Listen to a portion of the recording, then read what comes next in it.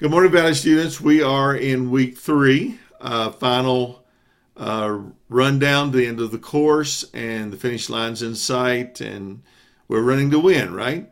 That's always the way it is. I do need to remind you that this week is a short week. We end on Friday. If you need an extension through Sunday night, you must ask for it with me. The more you communicate with me, the better. That's a key learning about professionalism. It's about communicating.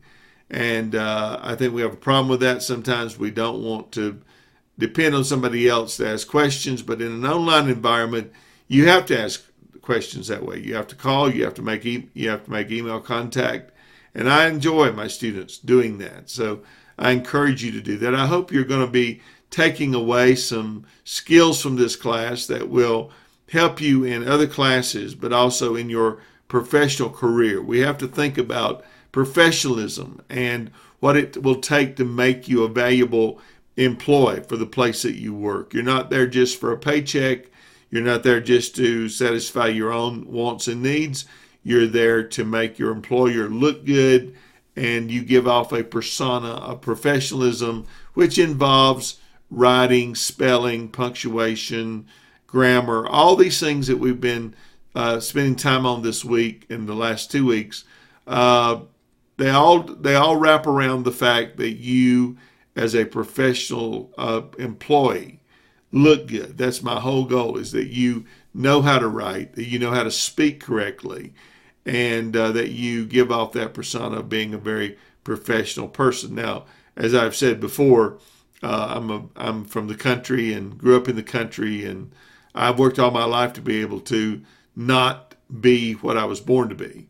And so overcome a lot of the things. And don't be thin-skinned about that. Some of my brothers are thin-skinned about, well, we're from the country, we should act like a hillbilly and talk like a hillbilly. That's fine at home, not good around your children, but it's not good in your company when you're the receptionist or the front-end person and you're doing that, then you're hurting your employer, and you probably won't be employed long. So we need to work on those things. First of all, understand that week three, these are the objectives that we are going for. These are the things you should come away with when you're done. We have a week 5 discussion, which you'll be involved with, and I hope it will be meaningful to you. You do an initial response of 125 words, 2 responses to students worth at least 50 words apiece, and then continue to do that during the week. Stay in the discussion. I'll be there commenting as well, and let's have a great round of talks this week about whatever the subject is. Your final essay, and I'll give you some choices for that to write. Your week 3 assignment will be mind tap exercises, and your week 3 homework will be the completion of your research paper, and you'll turn that in. And then week 3 quiz will be from your reading assignments that I will give you with the video for discussion 5. I haven't got those posted yet, but they will be there. Participation, that's something I do. You don't have to worry about. You don't have to fill it out. So that's good for you. At least one assignment you don't have to complete. Now let me talk about the research paper and its submission. Number 1, it is one document. In that document, you will have a cover sheet. You will have an outline, you will have a paper, and you will have your sources in correct APA format on the back page. So that means that you will have a several-page document that you put together in Word. You save it as a Word document. You upload it as a Word document. When you're finished, when you're finally finished, look that paper over to be sure that your formatting is correct. You make sure that your page 1 or 2 starts on the first line of the second page, and you don't have them bleeding up onto the report cover, the essay cover. Be sure that you have a separate page for your sources. They go on the last page with a heading and a separate page. Be sure you got your in-text citations done correctly, where you're quoting your sources. Think of this paper as 2 lawyers coming into a courtroom to try a case.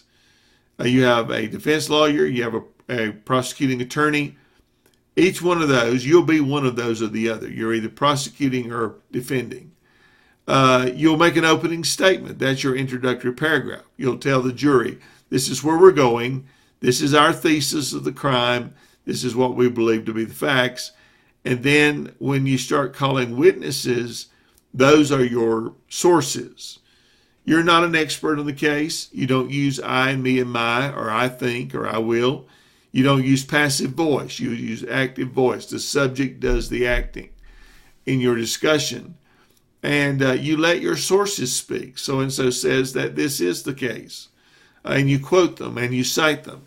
And then at the end, there's always the summation for the jury. This is where we've been. This is what we've talked about. This is what we've tried to prove, and we believe we have proved it. And then you end your paper. You do spell check. You do proofreading. I would read it aloud and let my ear hear what everybody else hears. And I would definitely do everything I could to be sure that there are no grammar errors. As a college student, honestly, you should not have grammar and punctuation errors and things in your paper. That's a mark that you missed something in the past, that you need to go back and fix it. And so, as heartfelt as I can say that, these are flags on the road to hell saying, hey, wait a minute, you missed something. You don't know how to do something.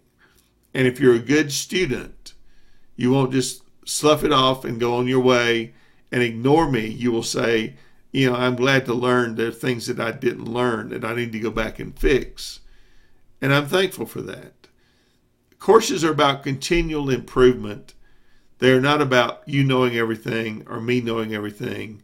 It's about learning to do better, to write better, to be better students. And I encourage you to do that. As we end this class, I encourage you to continue to improve, to grow, to expand your limits, to be open to change, to admit that we need to learn things. That's a great piece of advice in going to school. Remember, I've been in school 53 out of 60 years. I know how to go to school, and I encourage you to learn because this will help you greatly as you go through life. Okay, that's it. Finish well, run to win, and let's see what happens. Thanks.